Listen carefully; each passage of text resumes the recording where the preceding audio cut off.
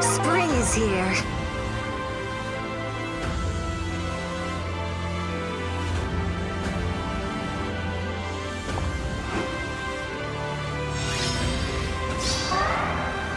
All right. Orders for me. Well, I'll do my best.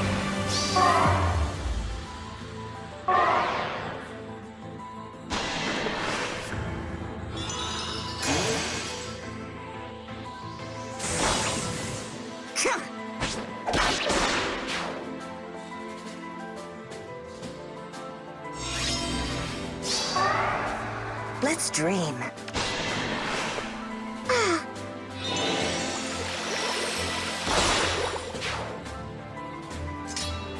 Spring has sprung.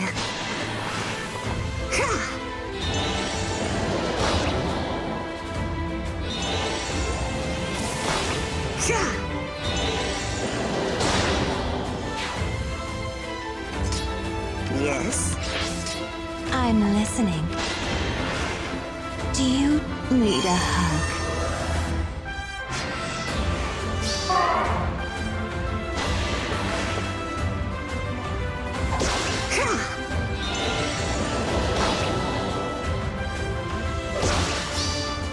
Spring is here.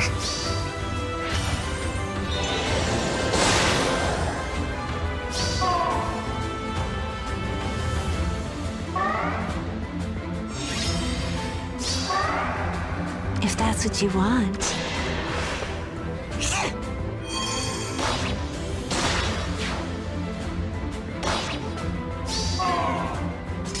Well.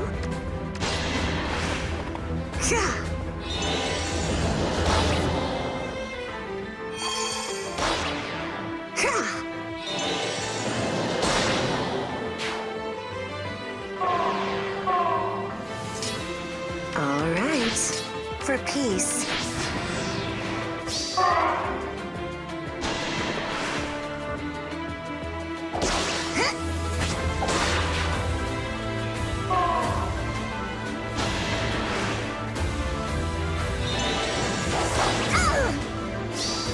Sweet dreams.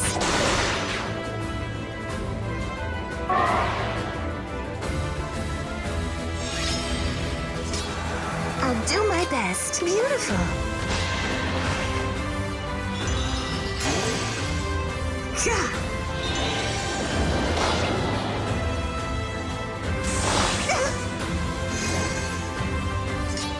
Of course.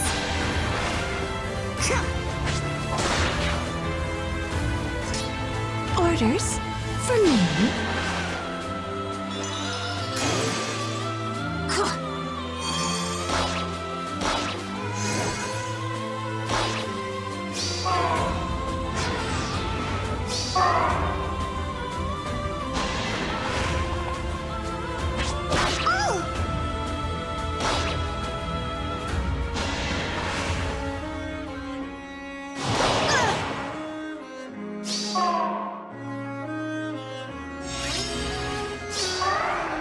Spring has sprung.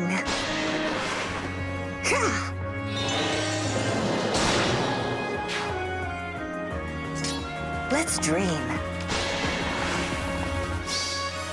Dreams bring refuge.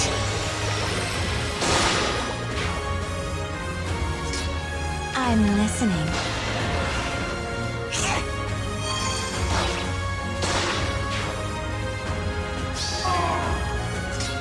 All right.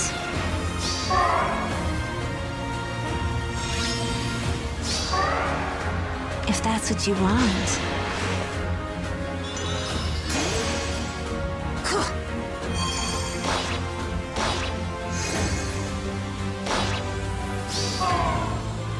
I'll do my best. Yeah.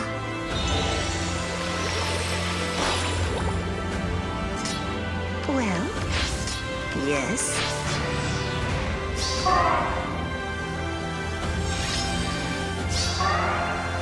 Orders for me.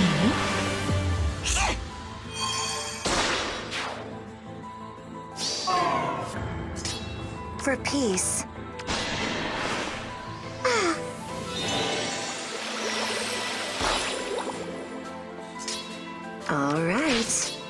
spring has sprung.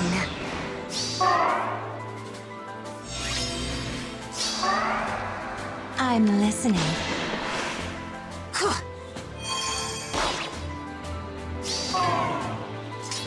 Of course, I'll do my best. I will protect her.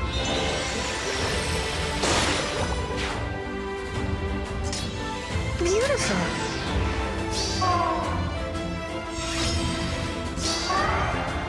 Well.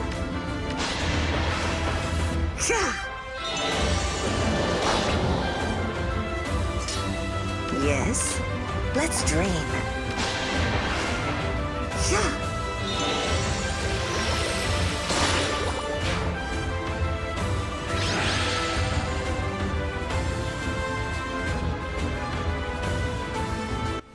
Hey everyone, GuardianE here with another Camilla Emblem clear video in Fire Emblem Heroes, and today we'll be taking on the Flame Emperor Edelgard in her very own legendary hero battle on Abyssal difficulty.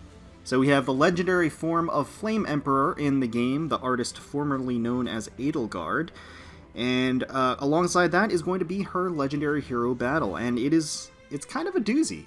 A super congested map, as you can see here, very odd wall arrangement, very healthy mix of different enemy types, different movement types, different weapon types, different colors. So it can actually be kind of difficult. The restricted maneuverability and the claustrophobic nature of the map itself really ultimately means that if you don't have refreshers like singers or dancers, this one's actually going to be relatively difficult. I think also if you don't have any Omni tanks that can kind of sit and choke point in certain areas, it can be a little bit difficult as well. And furthermore, there are waves of some pretty difficult reinforcements that appear, and they'll appear behind you and basically in the middle of you, depending on how your team is currently oriented. So there's lots of dragons, I will say that. Bust out those dragon killers, those dragon killer weapons if you have them, because they really could save your hide on this map. If I had to give this map a theme overall, it would probably be special cooldown nullification.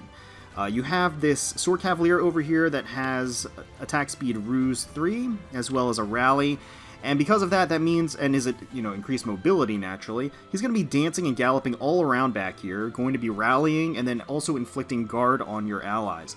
There is a surprising number of enemies that actually have guard as well, equipped on them. There's also a Troubadour that spawns a little bit later that we'll talk about that has Melancholy, which will ultimately inflict guard on your team. So a lot of ways of nullifying your specials if you do rely on your specials, which will be fine. You can rely on your specials, you just have to be a little strategic about it. Make sure that your units that rely on that aren't in the range of those debuff effects. Obviously, the map features Edelgard back here, kind of a solo artist, so to speak. All of her kit is essentially geared towards not being next to an ally, and she doesn't start next to an ally, so that's perfect for her. But essentially, she's going to have 2 movement speed as an armor, despite being an armor, because of that armored stride. She is going to have Bonfire ready at a 0-turn cooldown, so if she does manage to get that off, it's going to do a lot of damage. It's going to essentially do 25 raw damage, plus any boosts that she has for her skills or any buffs around her. She has solo skills. She also has Brazen Attack Defense 3, so if you do manage to chip her down a bit, she's going to get even more attack and even more defense. So pretty formidable, especially given that Raging Storm allows her to kind of self-refresh if she does attack into you. So these are all things to be wary about, of course. Also have this Blue Cavalier back here, has Thoron, has attack speed bond 3. Nothing particularly special about him, other than the fact that he is all the way back here as a Cavalier, which means there's going to be a lot of overlapping danger ranges. You have the Sword Fighter over here with Brave Sword, as well as attack defense push 3, and Bowbreaker, as well as distant guard 3. You have this blue Manakete, the first of many Manaketes on this map. Lightning Breath Plus, has quick riposte, attack opening, lots of attack opening on this map as well. And Distant Defense 3. Also has a Scutcheon here, just for additional durability. And you've got this Green Mage with a Gron Blade, with also Lancebreaker and Swift Sparrow, as well as Rouse Attack Defense 3. So is going to be able to self-buff himself, and then further get some additional Blade Tome boosts to his damage. So pretty deadly, as well as Chill Attack 3. Obviously, your initial arrangement on the map is split. You've got 2 units on this side and 2 units on the right-hand side. One strategy could potentially be to just choke point and fall back. But let's take a look at the Camillas themselves and what adjustments we made for this particular map. Let's start with Vanilla Camilla, merge at +10 with the speed asset. Has her Camilla's Axe with Special Refine, Reposition, Draconic Aura, Distant Counter, and I put Quick Riposte 3 on her B slot just to secure some guaranteed doubles on enemy phase, Hone Flyers for the C slot, and Attack Defense Bond 3 for the seal. Usually I have Renewal on her. Didn't really need that, especially since I have Brave Camilla for healing in this particular arrangement, and she really benefited from having additional attack and defense, as well as guaranteeing that double. I will say that there are a lot of units on this map that have really, really high speed, so naturally doubling back is kind of difficult for a lot of units. Next we have Spring Princess Camilla, merged at +10 with a speed asset, has 5 Dragon Flowers, Grand Raven Triangle Adept build, has Reposition for the assist, Quick Riposte for the B slot, similar to Vanilla Camilla, just wanted to get some guaranteed doubles back, and obviously Spring Camilla's speed in general is a little bit more on the average side. Goad Flyers, and then Swift Sparrow 2 for the seal, just to get a little extra oomph on player phase. Now for her special, we do have Ether, and that is going to be helpful in replenishing some health later on. Here's Adrift Camilla, Flower of Fantasy Camilla, merged at +10 with an attack asset, has her native Book of Dreams, has Reposition, Draconic Aura, Attack Res Bond 3, Desperation 3, and Goad Flyers. For the seal, we ended up swapping out the Bond skill for a Drive Attack skill. That's going to be able to give a little bit of an extra boost to the other Camillas when they're attacking and when they're enemy phasing, just to secure some critical kills. And finally, we have Brave Camilla, Light of Nor Camilla, merged at +10, 5 Dragon Flowers, attack asset, has her native Sangreather, Restore Plus, Miracle, Attack Speed Push 4, Wrathful Staff 3, and Hone Flyers for the C slot. We also have Attack Speed 2 for the seal, just to give her a little bit of extra damage. There are a lot of moments where Brave Camilla could almost secure the kill, but just couldn't, like by 1 or 2. That really makes the difference. As well as Hone Flyers swapped in instead of Goad Flyers. I actually don't remember if she needs Hone Flyers here. I tried this out and didn't swap back, so I'm pretty sure it's not critical. I think you can have Goad Flyers, but Hone Flyers certainly works, obviously, as you'll see in just a moment. So like I said, you can certainly fall back at the outset and let them approach. The main issue is just the reinforcements. There are a lot of reinforcements, and unless you're taking them out on each turn, you're going to very easily get overwhelmed, especially with how few active tiles there are for units. I mean, the fact that there are so many walls here means that there are that many fewer tiles for units to stand on. And what that means is that they're going to file in, but they'll file in from a number of different places. So it's kind of hard to choke point, because they will appear behind you and in the middle of you. And that does make it difficult to kind of close off an area unless you're going to just secure a corner. And even then, they'll spawn in that corner, or at least like right outside of that corner. So really, it's a little bit difficult to accomplish that. So ideally, you want to be taking out as many units as you can on each turn, as much as you can. It sounds very obvious, but it's something that you do want to just focus on, because any turn that you don't take something out, you're going to have to deal with that unit later, and he's going to have a lot of backup. So right at the outset, the blue Manakete is a great entry point to tank and attack. There aren't really any overlapping danger ranges there, so that is kind of the natural pick. So we're going to plant Vanilla Camilla there. She's going to be able to tank, and with that Quick Riposte is going to be able to double back on the blue Manakete. Blue Manakete does have some considerable speed and will also get rallied by the Sword Cavalier. But, we'll just nestle up behind her and support her as best we can. There we go. She'll double back. Now again, Brave Camilla has the Hone Flyers buff, which will actually also give Vanilla Camilla the Hone Flyers buff on this turn, so that is excellent. Now the enemy has made their approach. The Sword Cavalier, like I had mentioned, takes into action that Ruse skill, which will create the debuff on your team, the guard effect on Vanilla Camilla right here. We have this Axe Knight that spawned on the right-hand side, has Guard Axe Plus, has Wary Fighter, has Chill Defense 3. So because he's all the way over here, doesn't have any increased mobility skills, he's just going to be kind of trudging along. But the fact that he is really tanky, has Wary Fighter, is difficult to one round, and has Chill Defense means that he's kind of just a structure out there that is continuously chill defensing your team, unless you make it a priority to take him out, and there's just too many other priorities. So he's just going to kind of sit out there, but you're kind of going to have to suffer that chill defense in the process. We have this Thief that spawned down here, has Barb Shuriken, and also has Flashing Blade 3, as well as Wings of Mercy. So be wary of that. There can be movement shenanigans if you decide to like wear down this green Fafnir, for example. And then you block off the Thief can then teleport naturally with the Wings of Mercy. Sturdy Blow, as well as Attack Opening. Like I was saying, lots of openings on this map. But the fact that this thief has Miracle is really interesting. So Miracle paired with Flashing Blade means that it's going to be actually pretty easy for him to get Miracle against your team. And that is, in fact, going to happen against my team, as you'll see a little bit later. The enemies over here on the left-hand side have approached, and they've lined up just perfectly for me to take them out. So first we're going to take out the Sword Fighter, because we want to get rid of that distant guard. So we're going to use Adrift Camilla here to take out the Sword Fighter. Double on player phase. And then Blue Cavalier is going to lose that buff, that defensive buff. So now Spring Camilla can swoop in and take him out on player phase as well. So the thief down here is pretty annoying, like I said, has Miracle, and what we're going to do, we're going to lock him in down here. If we use Vanilla Camilla to reposition Adrift Camilla forward, she's actually safe. She's next to the thief, but she can't get attacked by the thief, can't get attacked by the green Fafnir, so she's actually very secure. It's just these two that are in the range of the thief, and both of them can tank him handily. So we're going to use Brave Camilla just to top off Vanilla Camilla here, just to make sure she can tag. But the thief is going to opt to go against Spring Camilla anyway. Now, Spring Camilla is going to proc that Ether, which isn't going to kill, unfortunately, because of that Miracle. However, Spring Camilla is going to get back to full health, which is actually pretty important here. She does need full health for, or at least higher health, for the remainder of the fight. So now we have the Troubadour that spawned, like I had mentioned, which is kind of a nuisance, has Melancholy, which does have the guard effect, has Physic, Earth, Water Bond, does have the Dazzling effect, but not the Wrathful effect. So you can tank the Troubadour pretty handily. Obviously, she has a pretty good attack stat, but it's going to be halved, so any res tank, decent res tank that you have is going to be able to tank her without any difficulty. The issue isn't the damage that she does, the issue is more the Melancholy effect, the guard effect that you want to avoid. And like I mentioned, they have no issue with spawning units right on top of you, basically.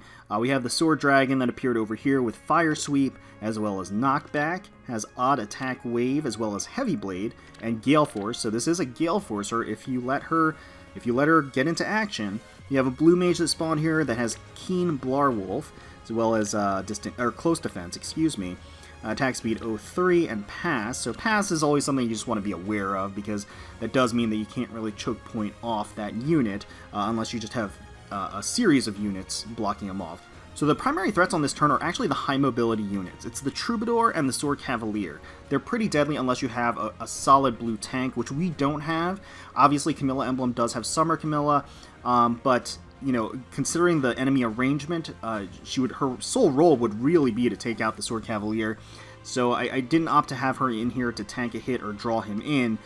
Instead, what we're going to do is we're going to use Brave Camilla's Gravity effect to kind of keep him in check. So Brave Camilla is going to attack the green mage up here and just be able to take him out. That is going to put the Gravity effect on the Sword Cavalier, so the Sword Cavalier is basically neutered in his ability to attack. We're going to use Spring Camilla to take out the Troubadour, who again is another issue with the whole Melancholy guard. I'm just going to go ahead and get rid of her, make sure she doesn't become a nuisance. And then both the Thief and the Blue Mage can be tanked by Vanilla Camilla here. So we're going to let her do that, essentially. We're going to reposition Adrift Camilla to safety, and then use Adrift Camilla to reposition Spring Camilla back into range. And so now, any unit that's in the range of the enemy forces can tank them. And so Vanilla Camilla will basically take the brunt of these attacks, but take them both out on enemy phase. So now we have the next set of reinforcements. This is both Fafnirs. Like I mentioned, lots of dragons on this map. You got the blue Fafnir and a red Manakete over here on the side. So, blue Fafnir has Lightning Breath, Noontime, has Guard, like we had talked about, has Defense Res Gap. You know, the red Manakete over here that has Flame Tongue, as well as Null Follow-Up 3, Attack Opening, and Quick Riposte. Again, lots of opening skills. And basically, again, spawning right on top of you. Blue Fafnir basically spawns in the middle of our team formation, which we don't like. We don't like that.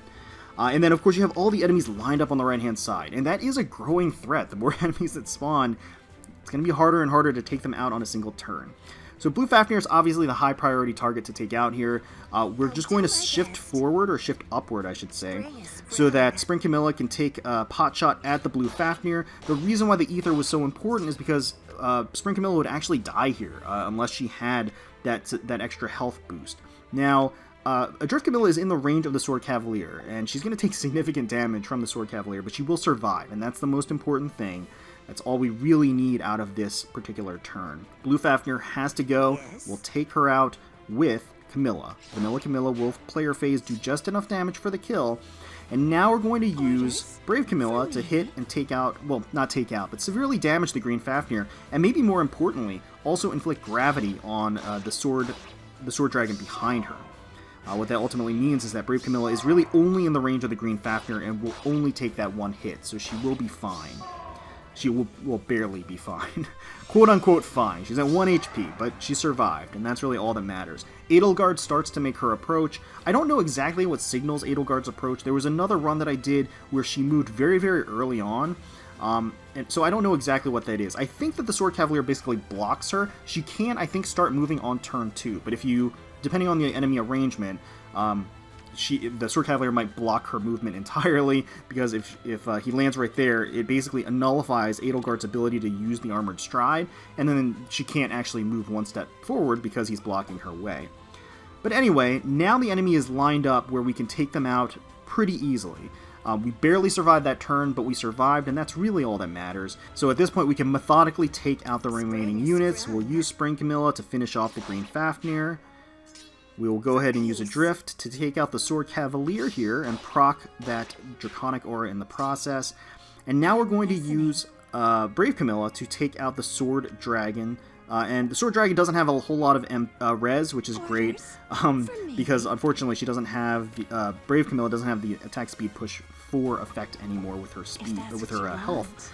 But she will nonetheless be able to take out the Sword Dragon on player phase, which also inflicts gravity on the Manakete behind her, which is exactly what we want, because now we're safe. We're safe from them. And now we've got 2 armors that are approaching, one with additional mobility, but the other green armor really just kind of trudging along behind. Not a threat, just really a slowly moving tower that's inflicting chill defense. So at this point, Red Manakete has the increased mobility. We just want to take her out right now if we can. We don't accomplish that just yet on this turn, but we can inflict gravity on her, reposition to safety. We'll take this opportunity to take some pot shots at Edelgard, obviously rocking some very impressive defensive stats. But we want to do whatever damage we can, so we will be able to secure that kill later on. So we'll just go ahead and take a hit there, or give a hit, I should say. And then they'll make their approach. So Edelgard has moved forward. She does have the effect of the Armored Stride, which means she can move 2 spaces. We'll finish off the Red Manakete, and in the process, we'll also inflict gravity on Edelgard. And gravity will nullify the effects of the Armored Stride. So just because she's by herself, next turn she's still going to have the gravity effect on her, so she'll only be able to move 1 space. So now we'll take this opportunity to take another shot at her, do a little bit more damage, and then reposition Adrift Camilla to safety. She now has Draconic Aura ready, and now we'll just kind of continue to shift down as they make their approach. So we'll use this turn to take out Edelgard. I'm just going to, for fun, take a little shot with Brave Camilla here. But really the star in taking her out is going to be Adrift Camilla, going to proc that Draconic Aura and take her out on this turn. And then we'll just wait for this last armor to slowly make his approach and lumber forward. And at this point we can just double up on him. Obviously, like I said, he has Wary Fighter, has the Guard Axe. So we're just going to use Spring Camilla to first chip away, and then we'll finish off with Adrift Camilla on player phase. So that is it. That is the strategy that I employed with Camilla Emblem to clear Flame Emperor Edelgard's Legendary Hero battle on Abyssal difficulty. Let me know in the comments below what strategies and teams you ended up using to clear this Abyssal level map. Hopefully you guys enjoyed the video, and if you did, please feel free to leave us a like, comment, and subscribe to the channel for more Fire Emblem Heroes content. We thank you all so much for watching and taking time out of your day to spend with us. We really, really do appreciate it. I'm certainly hoping that you're staying safe and secure and healthy out there, and obviously wishing the very best for you, your family, and your friends. And until next time, let's protect those skies.